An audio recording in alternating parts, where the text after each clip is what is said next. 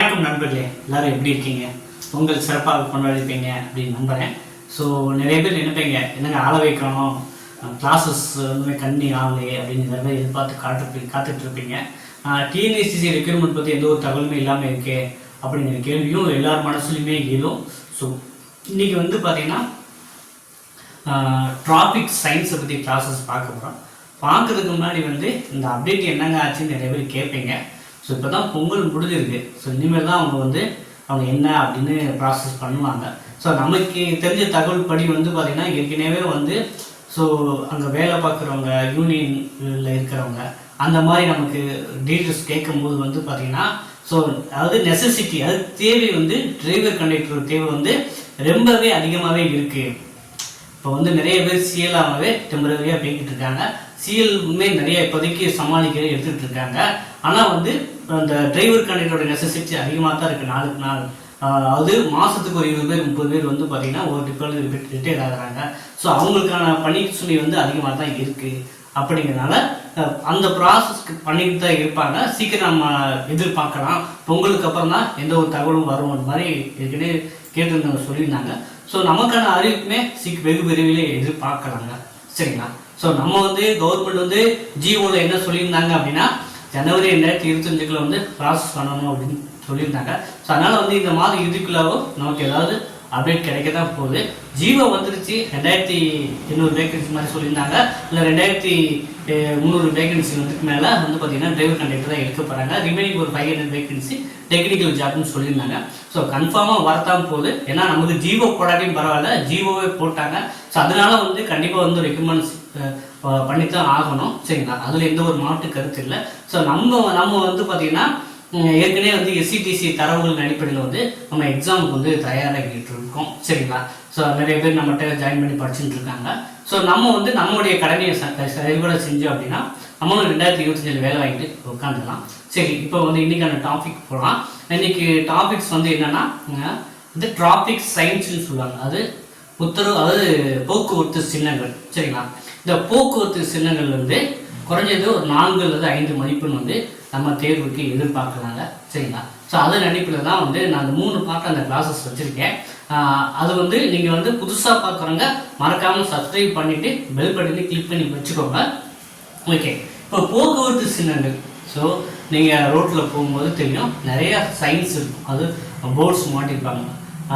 அது சதுரமாக இருக்கும், இல்லாட்டி முக்கோணமாக இருக்கும், இல்லை சர்க்கிளாக இருக்கும்.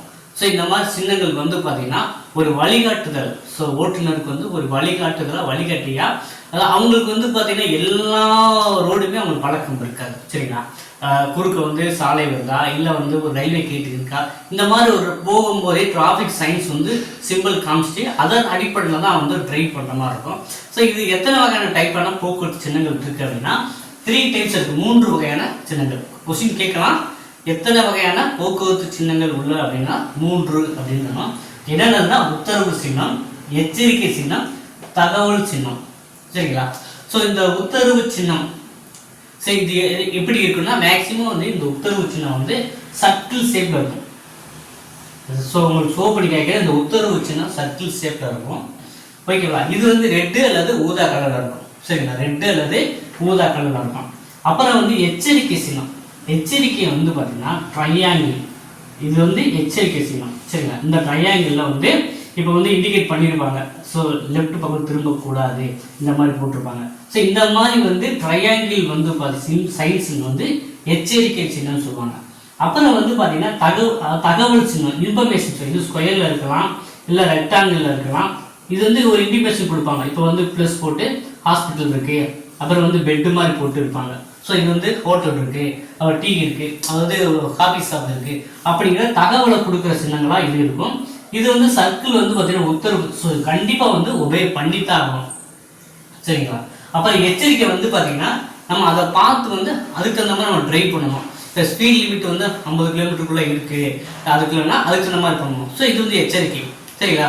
பக்கத்தில் அதாவது வரப்போதில் வந்து பார்த்தீங்கன்னா ஒரு மேடான பாதை இருக்குது, குறுகலான வளைவு இருக்குது. ஸோ இது வந்து எச்சரிக்கை பண்ணுறது. அப்போ உத்தரவுங்கிறது கண்டிப்பாக வந்து நீங்கள் ஃபாலோ பண்ணணும். இது மீறினீங்கன்னா ஃபைன் கூட விதிப்பாங்க. எச்சரிக்கை வந்து பார்த்தீங்கன்னா ஜஸ்ட் வந்து நீங்கள் அதை பேஸ் வந்து நீங்கள் ரைட் பண்ணுற மாதிரி இருக்கும். சரிங்களா? ஸோ இந்த 3 சின்னங்களில் வந்து நம்ம இப்போ டீட்டெயிலாக நம்ம ஐஐடி புக்கை வச்சு பார்க்கலாம். ஓகேவா?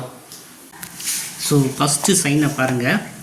இந்த சைன் சிம்பிளுக்கு வந்து பார்த்திங்கன்னா நிற்கவும். ஸோ அதுக்கு பொருள் வந்து நிற்கவும்.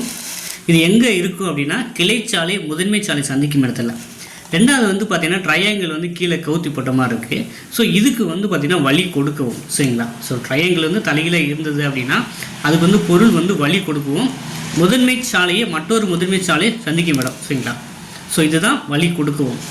இந்த ஆப்ஷன் தெரியும் உங்களுக்கு.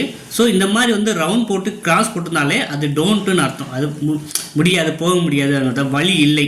சரிங்களா?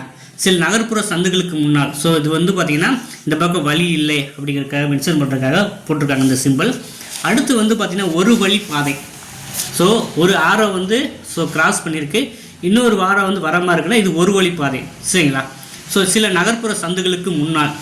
அதே இது வந்து பார்த்திங்கன்னா இன்னொரு ஆரோ கீழ் நோக்கி வராத ஆரோ போட்டு லெஃப்டில் ஒரு ஆரோ மட்டும் ஓப்பனாக விட்டுருக்காங்க. இதுவும் ஒரு வழி பாதை தான், சில நகர்ப்புற சந்துகளுக்கு முன்னால். ஓகேவா? ஸோ இது வந்து பார்த்திங்கன்னா ஒன்று போகிறதுக்கு மட்டும், இன்னொன்று வர்றதுக்கு மட்டும். சரிங்களா? அப்புறம் வந்து இந்த சைன் வந்து பார்த்திங்கன்னா 2 ஆரோவுமே கிராஸ் பண்ணியிருக்குனாங்கன்னா இரு வழிகளிலும் செல்ல தடை. சரிங்களா? ஸோ சிங்கிள் ஆரோ விட்டுருந்தாங்கன்னா அது ஒரு வழி பாதைங்க. ஸோ இது 2 கன்ஃபியூஸ் பண்ணிக்காதீங்க. ஸோ 2 ஆரோமே வந்து ஷேர் பண்ணியிருக்காங்களா, நடுவில் கோடு வந்துக்குன்னா இரு வழிகளிலுமே செல்ல தடை. அப்புறம் வந்து பார்த்திங்கன்னா ஸோ உங்களுக்கு பார்த்த உடனே தெரியும். ஸோ மோட்டார் வாகனங்களுக்கு தடை. இந்த சிம்பிள் பார்த்திங்கன்னா என்னதுன்னா லாரிகளுக்கு தடை, மாட்டு வண்டி கை வண்டிகள் செல்ல தடை. ஸோ இந்த சிம்பிளை பார்த்தோன்னா ஒரு சில சைன் வந்து நீங்கள் சீக்கிரமாக வந்து கண்டுபிடிச்சிடுவீங்க.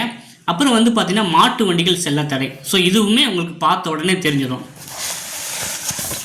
அடுத்தது வந்து பார்த்திங்கன்னா குதிரை வண்டிகளுக்கு தடை, கை வண்டிகளுக்கு தடை, சைக்கிள்களுக்கு தடை. ஸோ இது எல்லாமே நீங்கள் பார்த்த உடனே கண்டுபிடிச்சிடுவீங்க. அப்புறம் வந்து பார்த்திங்கன்னா வாக்கிங் போகிற மாதிரி இருக்குது, பாதசாரிகளுக்கு தடை. இது வந்து பார்த்திங்கன்னா ஸோ ரைட்டில் போட்டு கிராஸ் பண்ணியிருக்காங்க.